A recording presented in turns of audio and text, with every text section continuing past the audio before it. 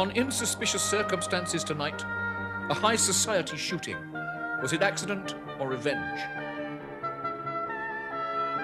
Whose hand was on the trigger in a Knightsbridge mews? Death on a lonely track. Did unrequited love lead to murder?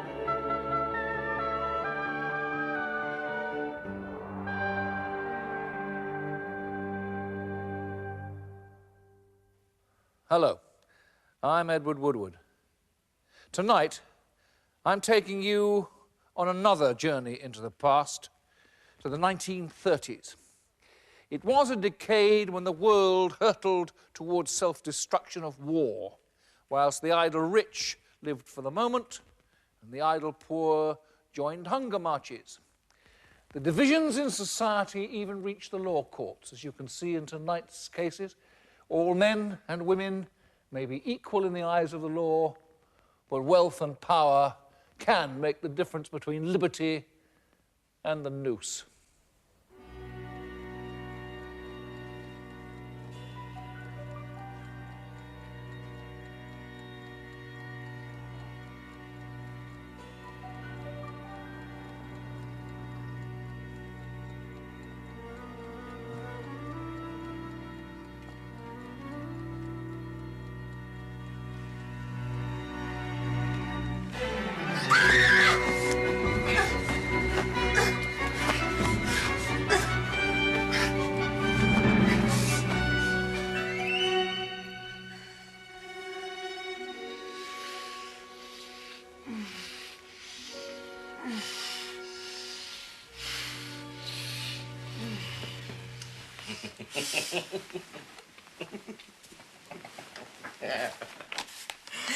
You idiot. Oh, I don't know.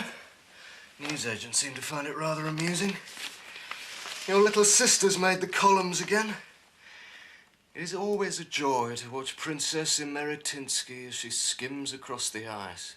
Sweet Avril. And her black velvet tunic is most becoming. D'accord.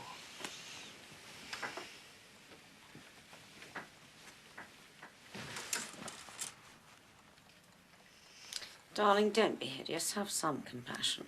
I say, she's looking at us. What? The old bat staring right over. Damn cheek. I think she finds us rather fascinating. Oh, we are rather fascinating. We enliven her dreary existence. Enliven mine. Ah, darling, it's 3 o'clock. I find daylight rather repulsive.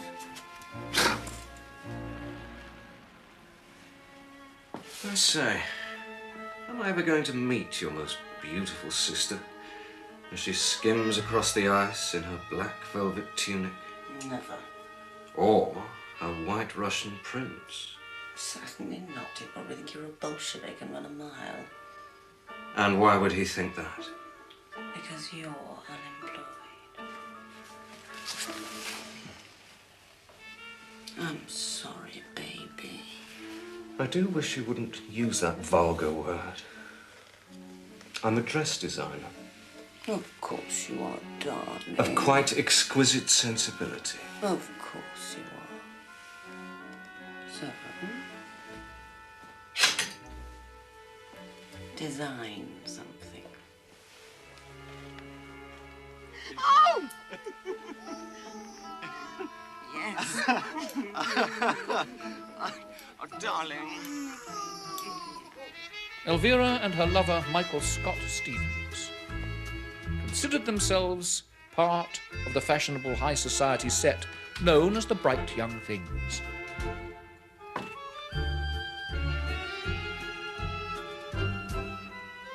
Whilst 3 million people were out of work and much of the country was ravaged by the effects of the Great Depression, the sons and daughters of the rich upper class partied, got drunk, and made love with reckless abandon. Elvira and Michael loved to live dangerously.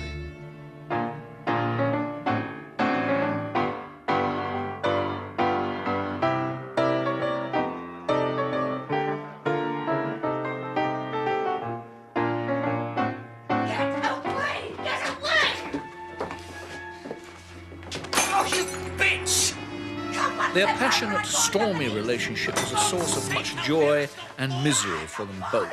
For the neighbours, it was mainly misery.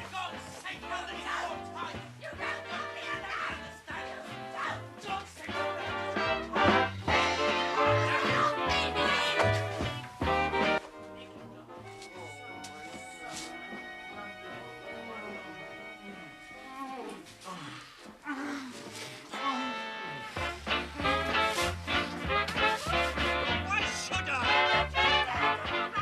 I'll do what the hell I like. Let go of me. Elvira Barney cared little for the opinions and feelings of others. She was the elder daughter of Sir John Mullins, the government stockbroker. The family had a country estate and a London house in Belgrave Square, one of the very best addresses in town. And Elvira grew up believing that wealth and her family name gave her the privilege of always having things her own way.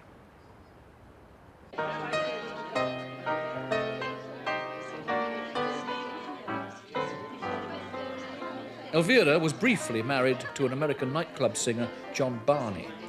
When he left her, she began a descent into drink and drugs and embarked on a number of affairs with men and women, the most recent of which was with Michael Scott Stevens.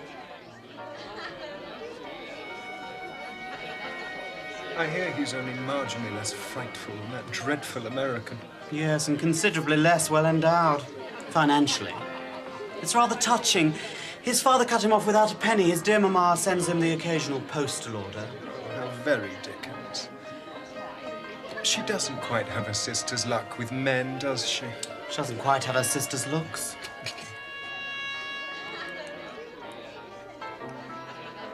Really most talented family. Her sister dances on ice, while Elvira dances on snow.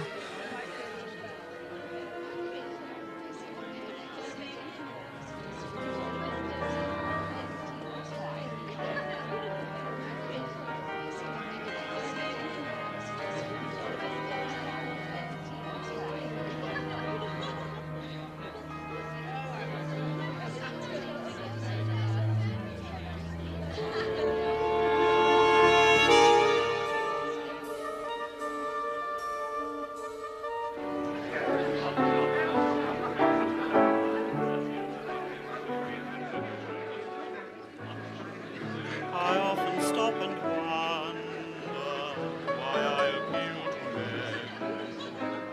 How many times I blunder in love and out again. They offer me devotion. I like it, I confess. When I reflect emotion, there's no need to guess. I'm falling in love again, never wanted. What am I'd die if you ever left me. Darling, why should I? When you give me everything I've ever wanted.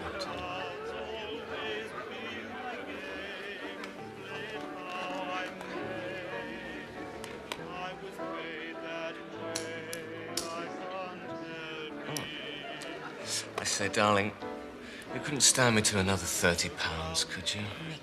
I feel the stars are moving in their orbit and a lucky streak coming up. Sherry, take me home. Darling, not tonight. There's a game of bridge in Chelsea I'd simply be a fool to miss.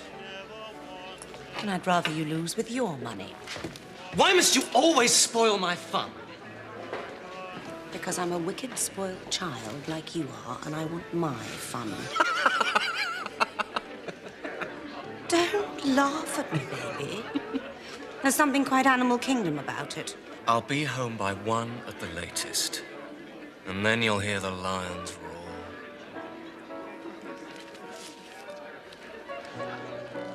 Don't break my heart, baby, will you? Don't stop loving me. Darling, you know I adore you. You're the air that I breathe. I say, you couldn't make it guineas, could you? These chaps are Rockefellers, methinks. 1:30. 2 at the latest. darling.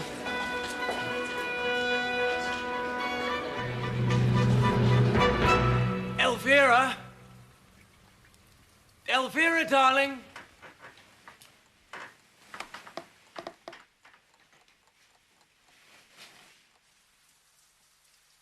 I say, Elvira, I've had the most dreadful run of luck. Oh, darling, there you are. £20 would do it. It's 15, actually. Go fish for it. It was very, very funny. Laugh, baby. Laugh for the last time. She's bleeding. Shot him. We might all get a decent night's sleep for a change.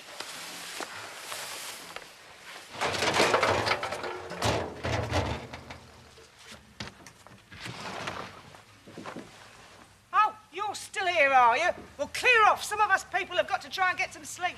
I'm awfully sorry. I'm just rather worried she might kill herself. That's all well and good. Some of us mere mortals have got to get up for work. Now, go on, up it. Incredibly, neither Mrs. Hall or any of the other neighbours reported this incident to the police. Why not?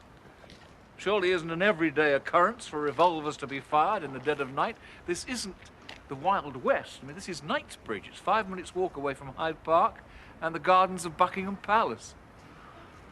So perhaps the neighbours were intimidated by Elvira's wealth and status, or perhaps they simply didn't want to get involved. Anyway, whatever the reason, by the following morning, the incident seemed to have been forgotten.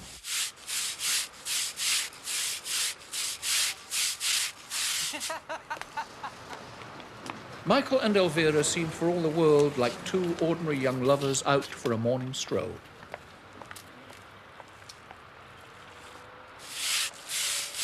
But only a few days later, they were seen sporting the bruises from another evening's fighting. And a week or so after the shot was fired, Michael placed a deposit on a bachelor flat in Kensington. Had he had enough of her, or she of him? Or did they perhaps have a vague foreboding? It is the evening of May the 30th, 1932. Elvira is playing the carefree hostess yet again. For the long-suffering neighbours, it must have seemed they were in for another hot, sleepless night.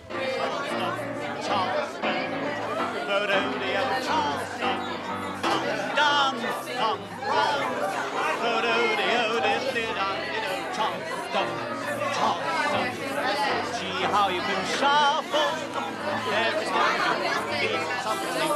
I'm telling you, it's a lapazoo. Buck dance, swing dance, will be a back number. But by 9:30, the party was winding down. The cocktail hour was over, and it was time to take the shindig elsewhere. Michael and Elvira had dinner together at the Café de Paris.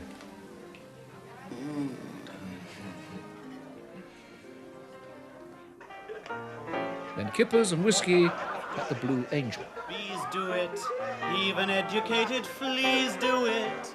Let's do it, let's fall in love. The people who knew them, they seemed to be getting on well. Let's do it, Lithuanians, and let's do it. Let's do it, let's fall in love. It seemed to be one of those rare nights of quiet.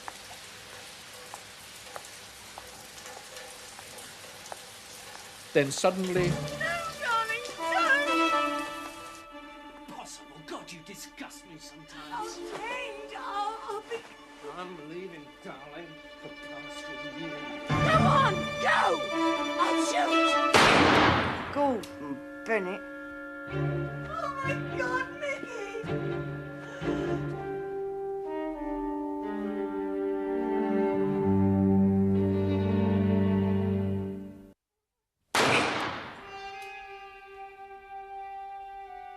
Oh, my God, Mickey!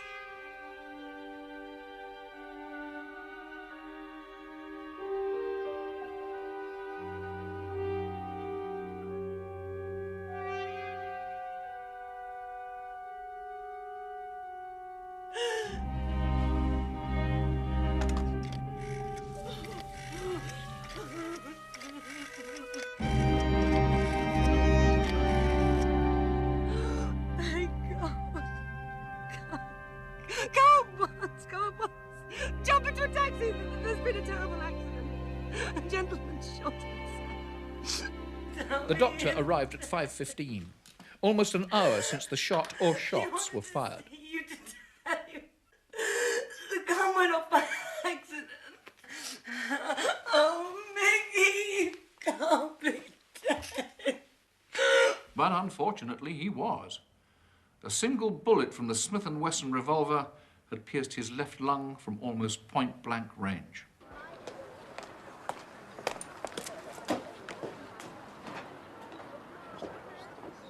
We were great friends.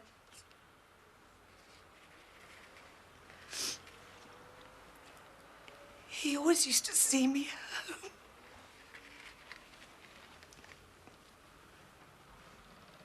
And last night, he did so as usual.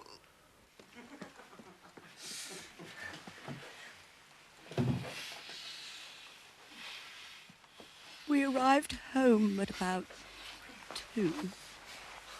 Later, we quarrelled about a woman he was fond of. Darling, don't. You're impossible. God, you disgust me sometimes. I'll change. I'll be good. I'm leaving, darling, for pastures new. He said he was leaving. Please, and I begged him not to. Please, Michael, Downs. Go, then. Go. Oh, no. Pathetic. Oh, get off me, for God's sake. I was so unhappy. I wanted to kill myself. I'll kill myself. I will. I told him I would kill myself if he left me. Don't do it on my account, darling. Well, at any rate, you won't be doing it with this, my sweet.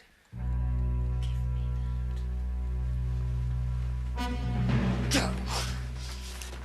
I'll shoot. I'll shoot. Don't be ridiculous. Elvira. We were struggling, hands together for a couple of minutes. Then I don't know what happened.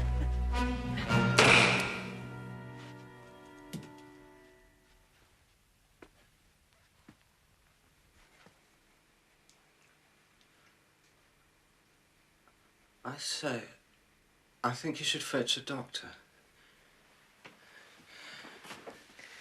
Fetch a doctor. He kept saying he wanted the doctor to come so we could tell him it had been a terrible mistake. The gun went off by mistake. How'd you come to have a revolver in your possession? I was given it. I've had it a long time.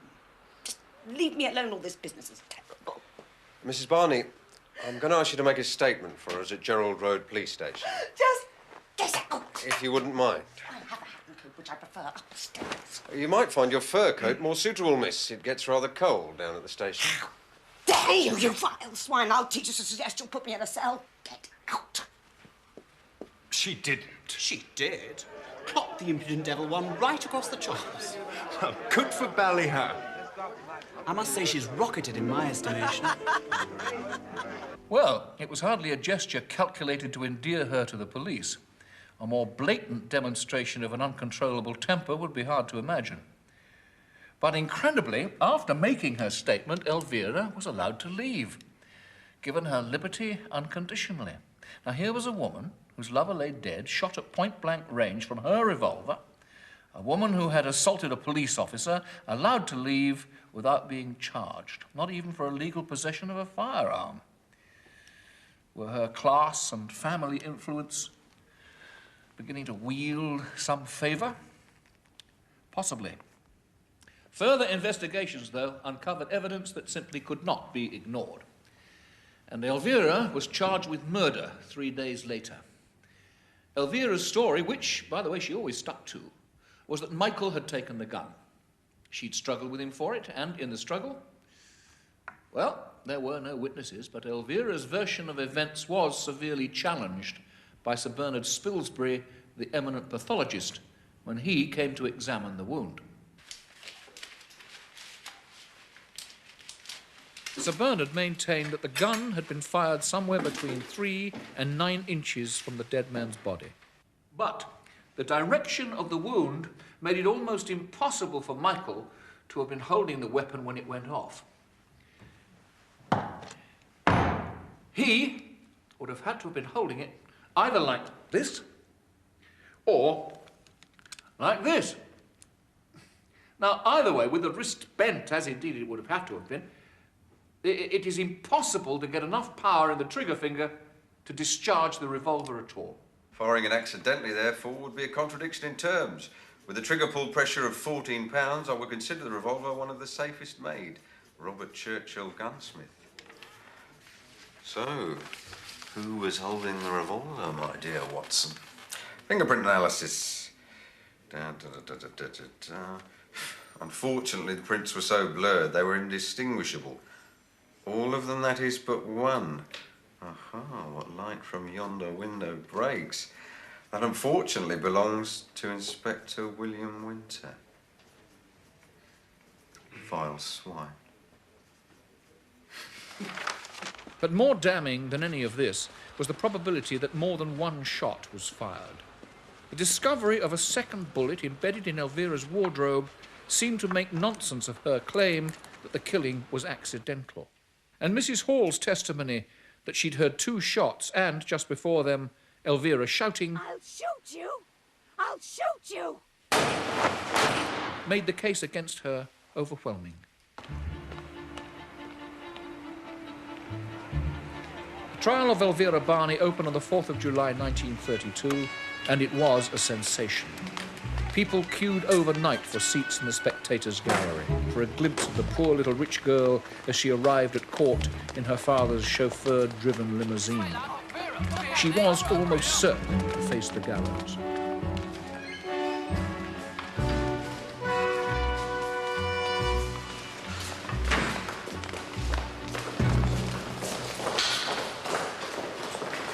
Let us turn to the events of the 31st of May. In a court of law, cocktail parties sound so dreadful, but people do have them.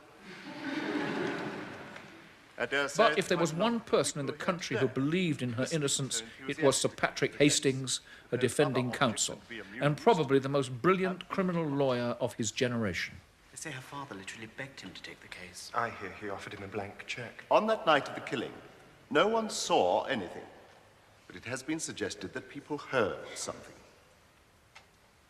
And what did you hear then? I heard a struggle and Mrs. Barney shouting, "I'll shoot." I'll shoot? Yes. The words "I'll shoot" were not at all the same as "I'll shoot you," and Sir Patrick would later argue that "I'll shoot" was totally compatible with Elvira's story that she was trying to kill herself. Then what did you hear? I heard 2 shots. I got up and went over to the window. Then I got back into bed and I heard 2 more shots. I said to my husband, "That's Mrs. Barney firing her pistol." Then I heard another shot. There was a regular fusillade going off in the mews that night. There must have been. Mrs. Hall, in her enthusiasm, had destroyed the Crown's most damaging evidence, her own testimony. No one had ever suggested, and certainly no one believed, that 5 shots were fired. I heard them. Sir Patrick's scrutiny now turned to the shooting incident 3 weeks earlier. I say, Elvira, I've had the most dreadful run of luck.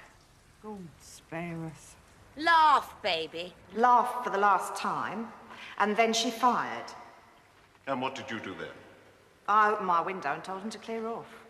Did he say anything to you? He said he was worried she might kill herself.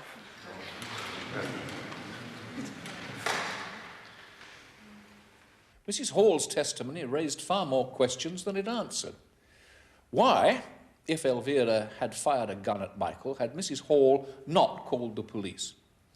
And why, if he had so narrowly escaped death, was Michael anxious about Elvira's safety? The incident simply didn't make sense. Thank you, Mrs. Hall. Oh, did you notice in which hand Mrs. Barney held the pistol? The left. The arrogant Elvira, the devil-may-care Elvira, were nowhere to be seen when she came to give evidence on the 2nd day of the trial. When Michael came to your window and asked for money, what did you do? I wanted him to think that I was going to commit suicide. I got the revolver and fired at random. On the left wall of your bedroom are the marks of a revolver bullet. When were they made? On that occasion, I fired into the room itself. If Elvira was telling the truth, the second bullet was accounted for. Her story of accidental death began to look considerably more plausible. Have you ever in your life desired to shoot Michael Scott Stevens? Never. Did you shoot him that night, the 31st of May? No. Had you any motive for shooting him? None. I want the revolver placed on the ledge in front of the witness.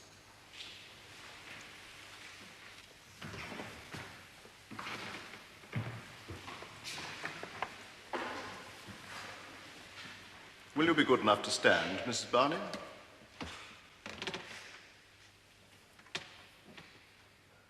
Pick up the gun!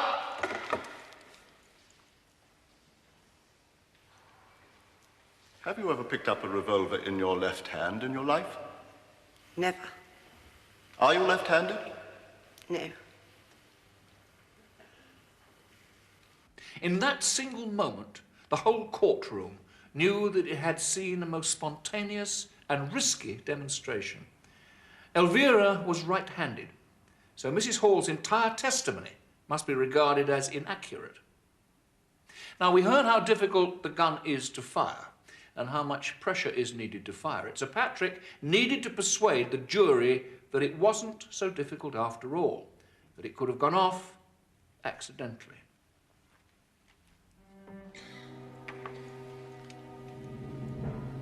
Don't worry. It is certainly safe.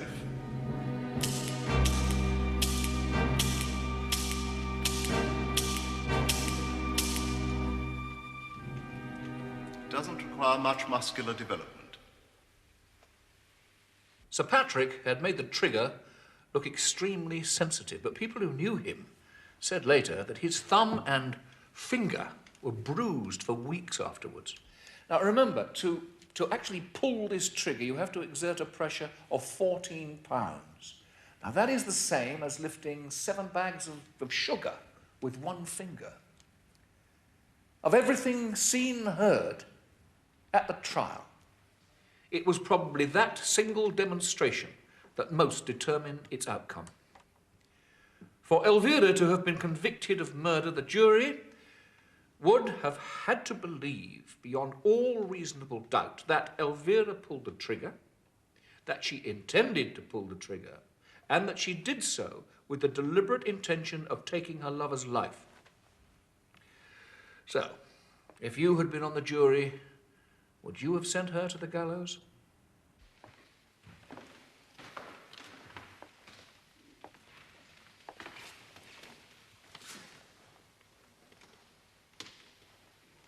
Will the accused please rise?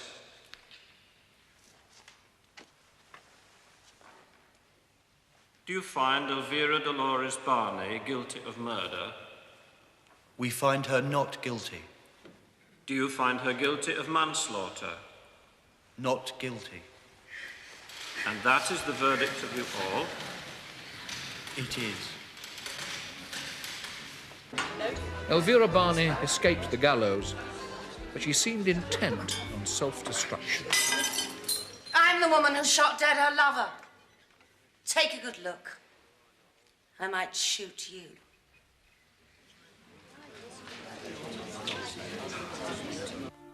Four years after the trial, on Christmas Day in 1936, Elvira was found dead in a hotel room in Paris.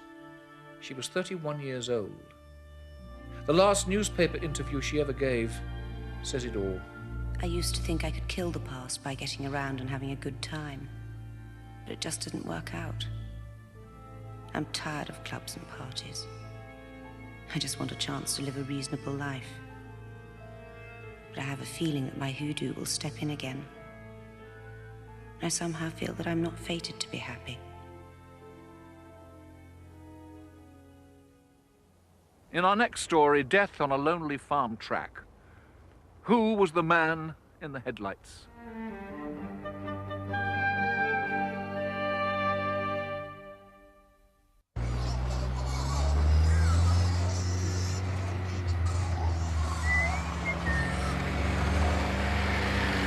Hey, did you see that?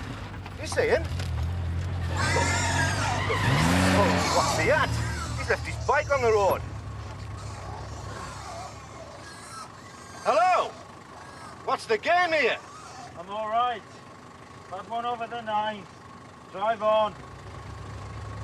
You're a skinful at this hour. If he's from the farm, I'll report him. Could have been killed.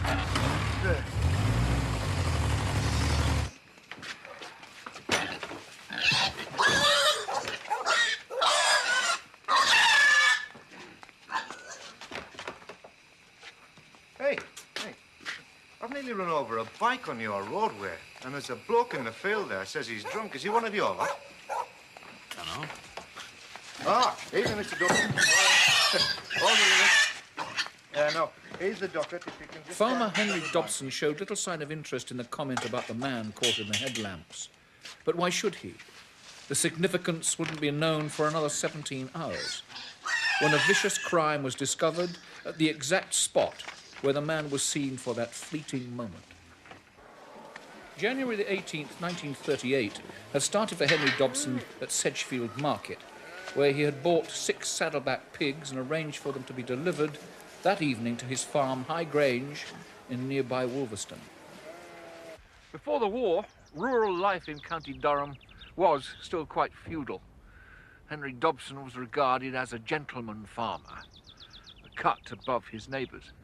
Well, he was a remote man, but he was respected. The casual farm labourers at the other end of the social pecking order were known as hinds. You don't pass it right. You don't give it me proper. Come on, Bobby. And at the bottom of the pile were the unemployed hinds, like young Robert Hoolhouse.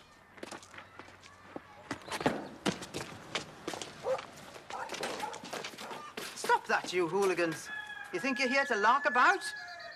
There's enough want to work if you don't. They certainly knew their place when Margaret Dobson was around. Proud is how most described her, though the hinds had a few other words for it. Bobby! Bobby! I'm going! Bobby! Your mother's away. Aye, I'll do your tea for you, don't worry. Think on. It'll be there ready when you get home. Right. And I'll be looking for a job.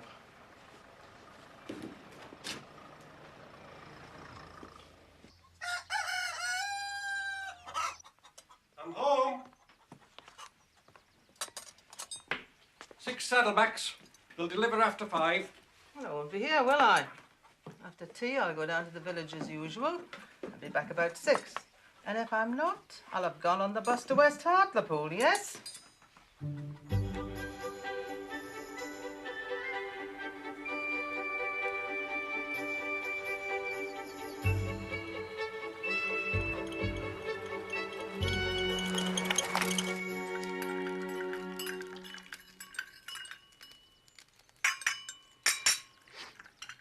What's in them?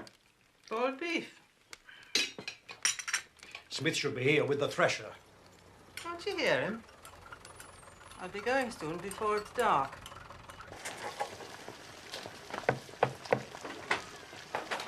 Hello, Auntie B. Is Dolly in? Minnie, you're doing me wash. Auntie B, will you make us some tea? Say please. How are you, pet? Don't look at me, I'm all steamed up. Yeah? Shut your eyes. There's things you shouldn't see in here. I don't really mind. Go and sit down.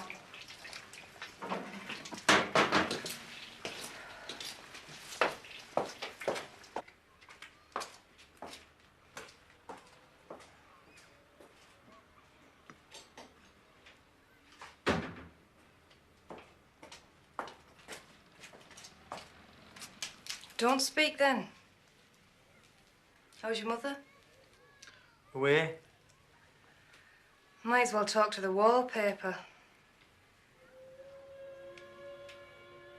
That reminds us. I should be home. I said I'd get me daddy's tea. I thought we were going to the pictures. Yeah. I'll bike it home and then get the bus back. Don't bother. My hair's all funny. I'll be back. We'll be in plenty time for the second house. Oh, Dolly. Go on. Put your nice suit on.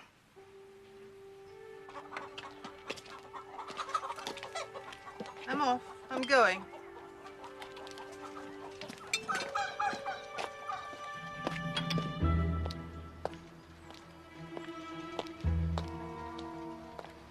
It was nearly dusk when Margaret Dobson started on her way to the village, about a mile away.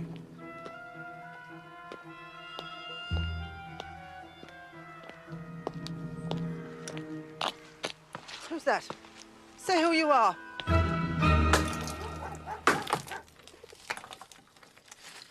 Meanwhile, 3 miles away at 5 o'clock, Robert, home to get his father's tea, was seen by a neighbour.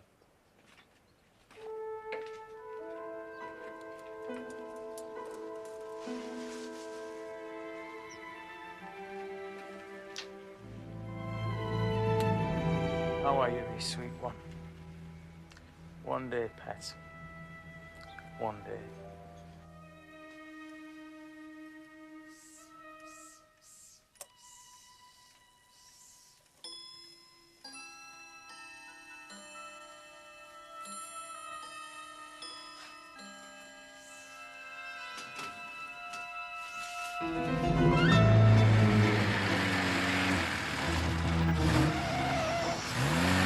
Hello?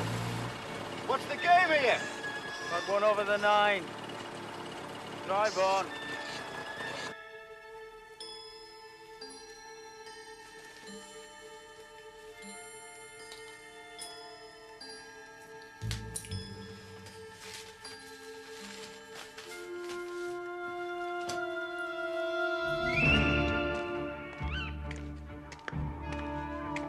When Margaret Dobson didn't come home at 6, her husband assumed she'd gone to visit relatives in West Hartlepool.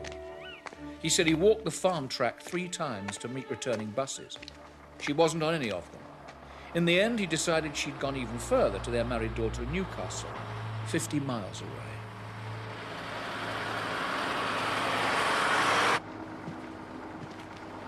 Stop. Going out? At your house. Wait, Dolly. Aye.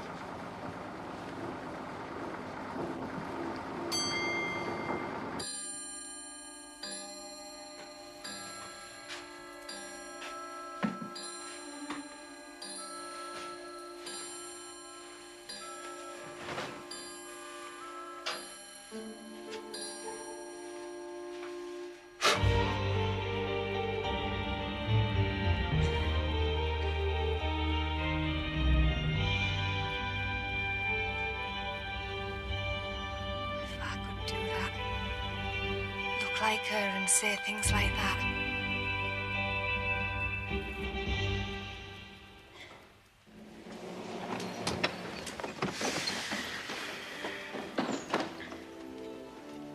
I'll miss the bus.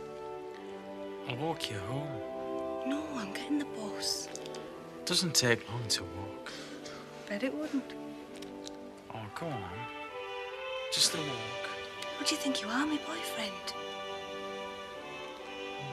What am I then if I'm not? All right. We'll walk to the bus. Next morning, Dobson did his normal farm work till nearly 10 o'clock. Then he took the short cut to Wolverston. Something, he didn't know what, made him look across to the main track.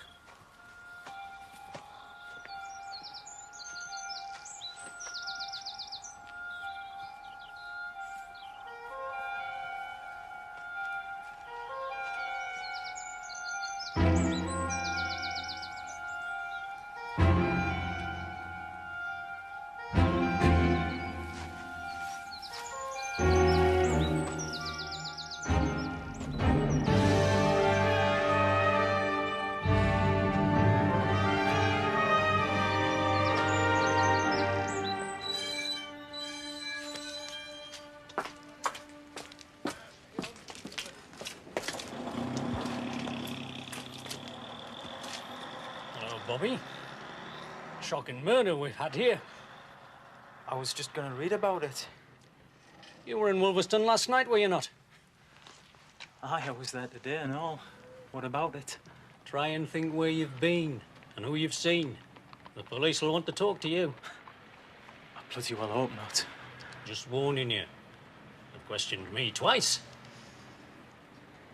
Aye, well, you're an ex-policeman. And not because of that. Because I was working on the thresher at High Grange today. And they think a farm worker did it. They saw someone last night near the spot. You've got your face scratched. That came off me bike. I hurt my shoulder and my face. Well, anyway, they're bound to question you, aren't they? Your father used to work at High Grange Farm, as I recall. 5 years ago, though, but... Aye. But he had a bust-up with old Dobson, didn't he?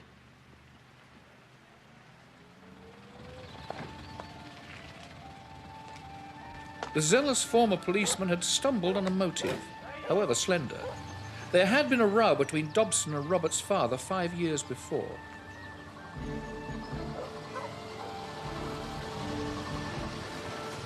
They'd been evicted from their tied cottage, and Margaret Dobson especially had been adamant that they should never return.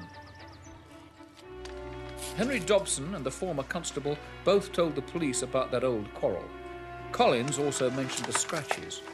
He told the police Hoolhouse looked guilty and behaved suspiciously when they discussed the murder. Oui!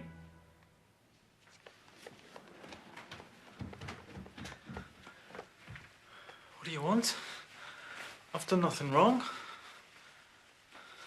When Hoolhouse was woken by the police 32 hours after the murder, he behaved as though he'd nothing to hide. He put on clothes he had worn on the day of the crime, even though there were small bloodstains on them.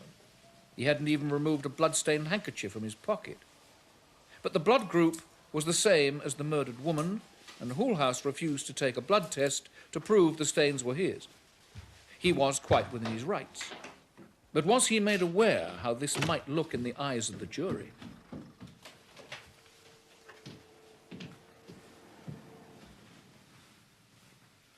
The evidence against Hoolhouse was circumstantial. Margaret Dobson had been raped before she was stabbed to death. There was no semen on Hoolhouse's clothing, but there certainly was on her body. I'm off. I'm going. Hoolhouse said the scratches on his face came from falling off his bike. The prosecution suggested they were caused by Mrs. Dobson fighting him off. But she was wearing woolen gloves when she was murdered. I'll miss the bus.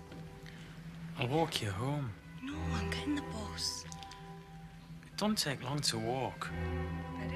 Dolly Lack said she saw no scratches on Robert Hoolhouse's face just a couple of hours after the murder. And she wasn't the only person who told the police that. As he got up to get off, he had to pass Mother.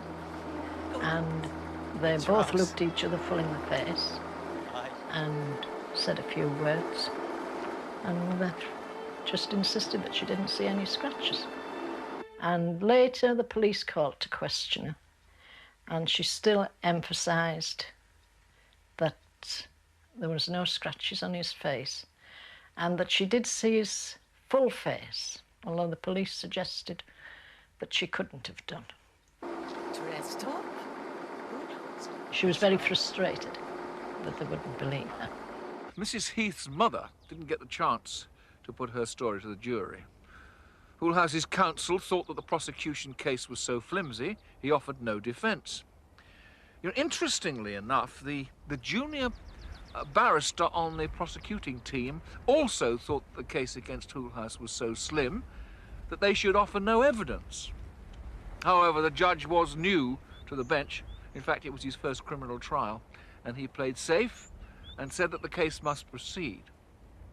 The defence responded by offering no defence.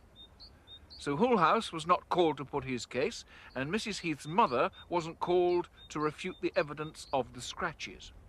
Neither Robert's father nor his neighbour were given a chance to tell the jury that Robert was home at 5 o'clock, when, according to the prosecution, the murder most likely was taking place 3 miles away. How could he, at 5:30, have been the man who was seen where the murder took place? The man described as wearing gaiters. Robert never wore gaiters. The man's bike had black handlebars. Robert's had silver. And no one called Charles Adams, farm worker, to testify that he saw other prime suspects, two drunken strangers, near the Dobson farm track on the afternoon of the murder.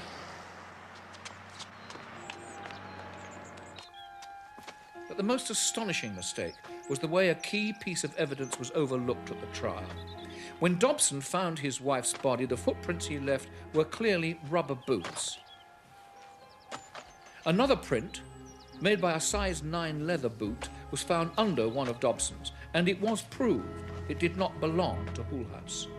A 21-year-old farm labourer was sentenced to death today for the murder of a 67-year-old farmer's wife.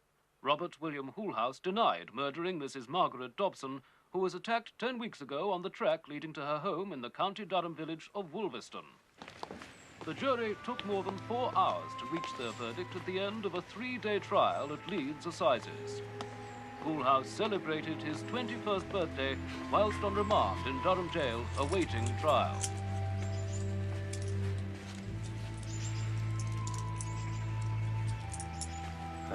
Sorry, Jack. Won't be needing a taxi. In his summing up, the judge said that the evidence was consistent with Hoolhouse having committed the murder. But, he said, it was also consistent with Hoolhouse not having committed the murder. Despite this long shadow of doubt, he did not direct the jury to acquit. The appeal judges decided that there were no grounds for an appeal, and yet astonishingly, the case papers just released to us show that after the trial, the Director of Public Prosecution's office told the Home Office, and I quote, "The case against Hoolhouse was never strong." The case against Hoolhouse was never strong. A petition for reprieve gained nearly 14,500 signatures, but was rejected by the Home Secretary. Mrs. Heath's mother was one of the collectors. She was convinced that he couldn't have done it. When he had his birthday in Durham, she went to visit him with his mother and found him very quiet. For collectors of the strange and macabre, is a true story. On the morning he was hung at Durham jail, the crowd noticed a grey pigeon sitting on the wall. How are you, me sweet one? One day, pet. One day. As the cathedral clock struck the hour of execution, the bird took to the air.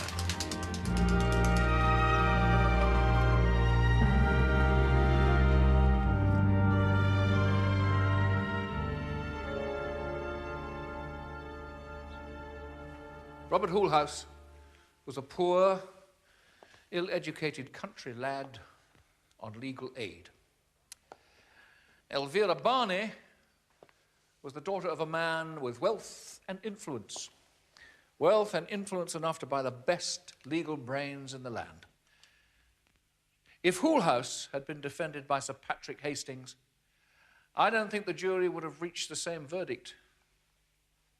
Well, do you? I'll be back next week with more true crimes committed in suspicious circumstances. Until then, good night.